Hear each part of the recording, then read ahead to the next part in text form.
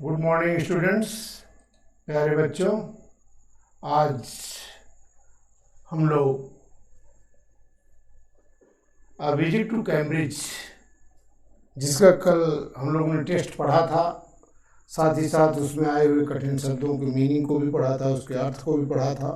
आज हम लोग सीधा पाठ पर पढ़ेंगे, अर्थात अ विजिट टू कैम्ब्रिज, अर्थात कैम्ब्रिज का जाना, अर्थात कैम्ब्रिज का भ्रमण यात्रा। और रिटन बाई फिरदौस कांगा के द्वारा लिखा गया यह पाठ है। हम लोग सीधा पाठ पर आते हैं। A visit to Cambridge, this is the story of a meeting between two extraordinary people. आज हम लोग इसके अर्थ को पढ़ेंगे, इसके अनुवाद को मैं ज़्यादा उछालना है, इसकी व्याख्या करूँगा। आप लोग ध्यान से इसको सुनते जाइए।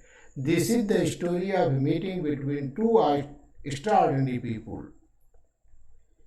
यह कहानी दो असाधारण लोगों की मुलाकात के विषय में है, जिसमें से दो एक्स्ट्राऑर्डिनरी माने असाधारण, both of them differently abled माने अपंग, दोनों ही जो है अपंग हैं। आज की भाषा में उन्हें दिव्यांग भी कह सकते हैं, दोनों ही दिव्यांग हैं। Stephen Hawking and astrophysics who suffers from a form of paralysis, उसमें से एक है स्टीफन हॉकिंग, एक ताराविद, एक तारा भौतिकविद हैं, और वे एक प्रकार के लकवे से ग्रस्त है। एक प्रकार का लकवा नामक बीमारी से वो पीड़ित है। That confines him two wheel chair, जो उन्हें क्या करती है, पहिए वाली कुर्सी तक सीमित रखती है। अर्थात वे बेचारे पहिए वाली कुर्सी से के अतिरिक्त उनका मूवमेंट नहीं हो सकता। वो उनका हमेशा जरा भी मूवमेंट होना है तो पहिए वाली कुर्सी पे ही रहते हैं। वो अपनी व्हील चेयर से के अतिरिक्त और किसी तरह से उनका मूवमेंट नहीं हो सकता। And allows him to speak only by punching buttons on a computer.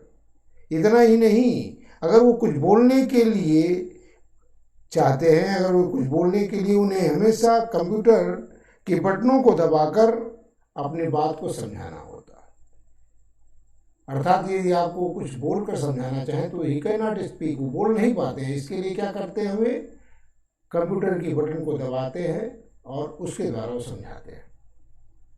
Firdous Kanga, a writer and journalist, Firdaus Kanga जो कि एक लेखक और पत्रकार हैं, who lives and works in Mumbai, जो मुंबई में रहते हैं और वहीं काम करते हैं। Kanga was born with the brittle bones and like Hawking moves around in wheelchair. कांगा जन्म से ही उनकी हड्डियां बहुत ही कमजोर थीं, सिकुड़ी हुई, अर्थात ब्रिटल बोन्स मान होता है।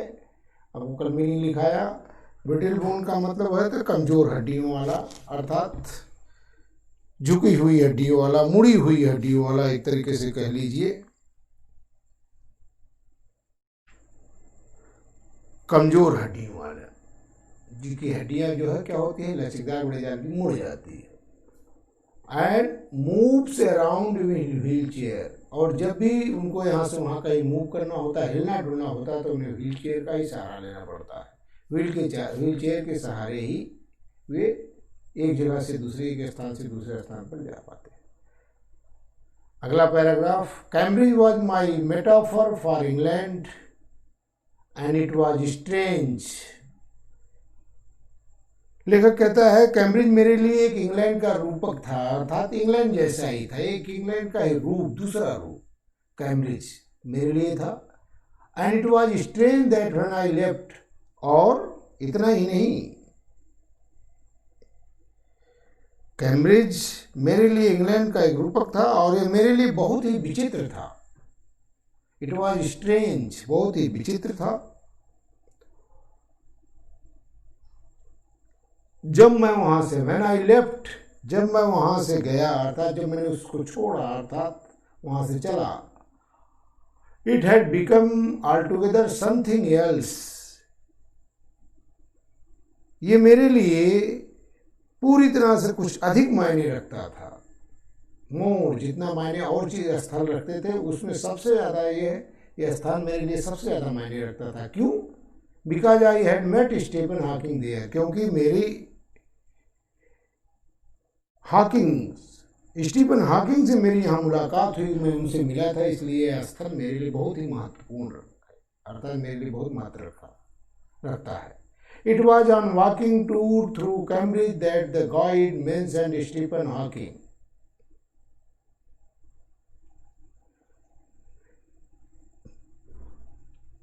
कैम्ब्रिज से होकर एक पैदल भ्रमण, it was on A walking tour, walking tour माने पैदल भ्रमण, टहलते हुए भ्रमण करना, यात्रा करना, थ्रू कैम्ब्रिज